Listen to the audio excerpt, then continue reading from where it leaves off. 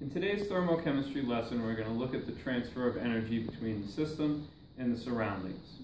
So the equation we use to represent the total change in energy is going to be delta E. Delta meaning change, E representing energy.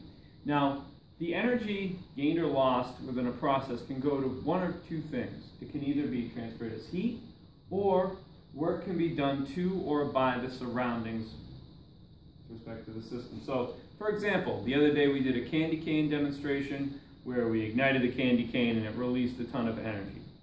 So, most of the heat was lost, most of the energy lost in that process went to heat energy.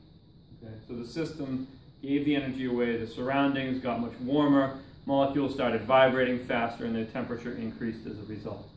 Additionally, it was pushing air out of the tube. So it was doing some work on the surroundings. It was causing movement. Okay?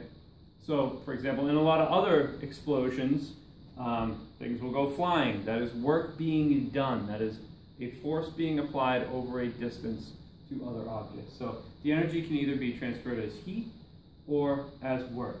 So if heat is gained by a system, the value for heat transfer would be positive. If heat is released, it would be negative.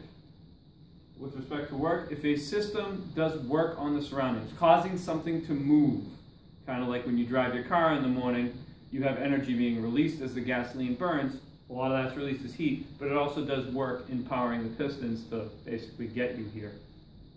So if work is done by the system on the surroundings, which would be in the case with your car, the work value is negative. So I put a sample problem up here to just look at, just give you a little practice, they're not too hard.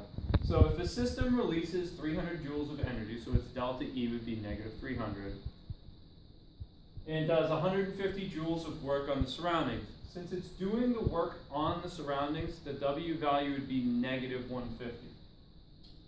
We want to know how much heat is gained or lost by the system. So to set this up, we just have our equation, and I'm going to rearrange it to solve for Q, which is the variable of interest in this problem. Since we know the change in energy, and we know the work, all we have to do is plug in the values, and we find that the negative 300 joules minus the negative 150 joules of work, we would be releasing 150 joules of energy to the surroundings as heat energy.